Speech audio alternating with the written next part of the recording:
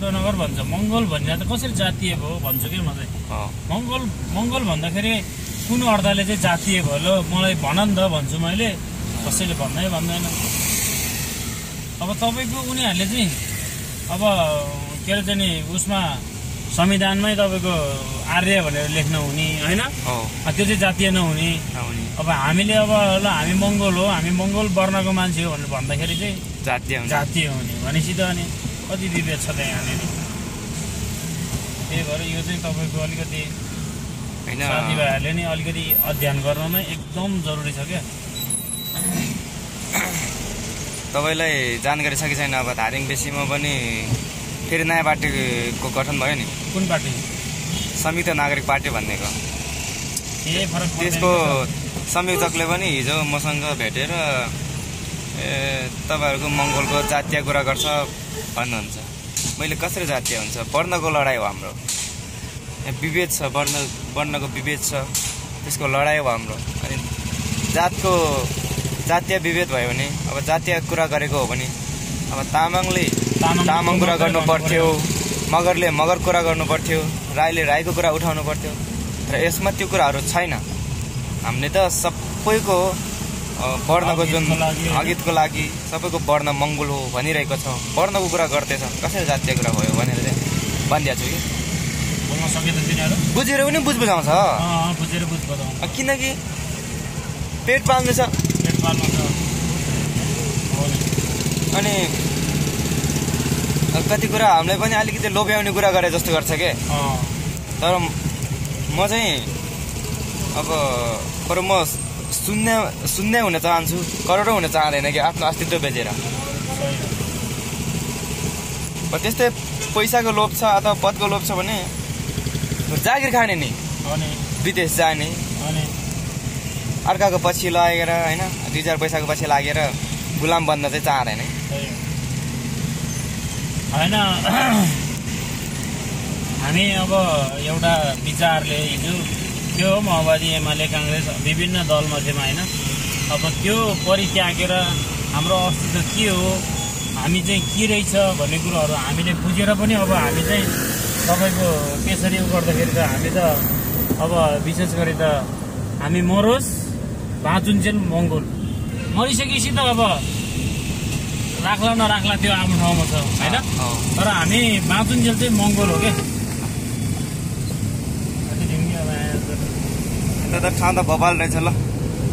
यो बानेश्वर हो सर यो हाम्रो यतातिर हो तपाईको अघि मैले देखाउनै बिर्सेछु तपाईलाई है पहिला रमित ढुङ्गानाले बानेश्वरको टाउन भन्दै थियो त फिल्ममा कता जानुभयो होला रमित ढुङ्गाना हराउनु भयो बानेश्वरको टाउन जिल्ला अदालत है सर सर्वोच्च अदालत उता जलायो सबै यो अस्तिको जेनजीको आन्दोलनमा जलाएको उहरु भवनहरु छ यो सरकारी भवनहरु सबै यो तपाईको अस्ति जेनजीको नामको साला कलङहरुले जलाएको भवनहरु सबै ए जलाएको भवन यो सबै जलाएको भवन ओहो ल काठमाडौँ जिल्ला जेनजीको नाममा जलाएको भवनहरु ल बानेश्वर स्थित ठाउँ चाहिँ खतरा रहेछ यता चाहिँ राम्रो रहेछ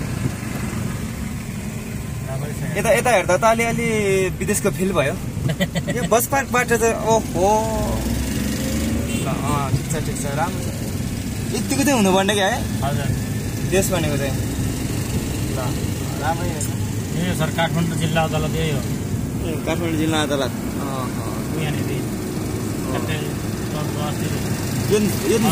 जलाएको बनाएर रहेनछ है यही हो ल बनाएकै रहेनछ ओहो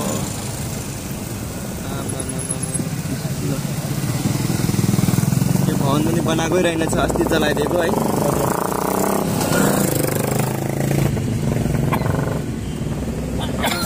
देव मङ्गोल सर है उहाँ चाहिँ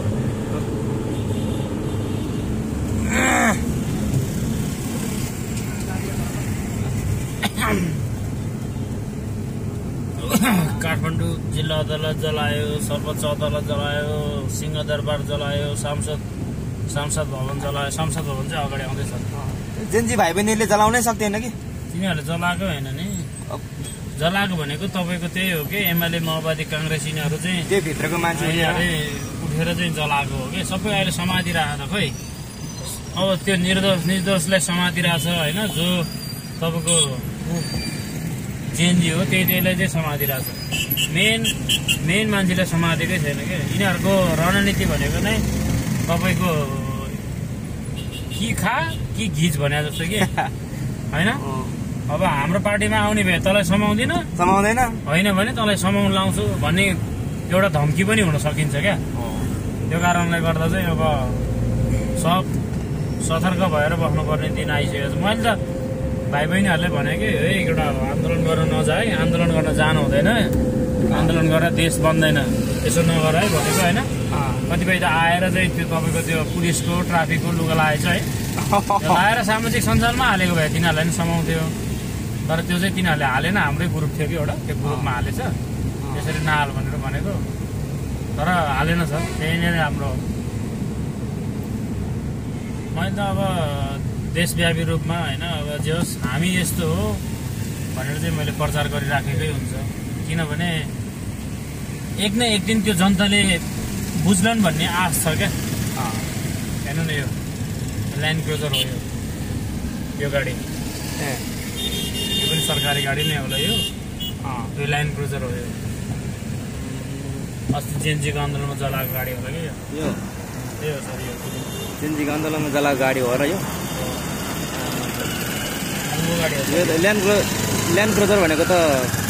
महँगो गाडी हो नि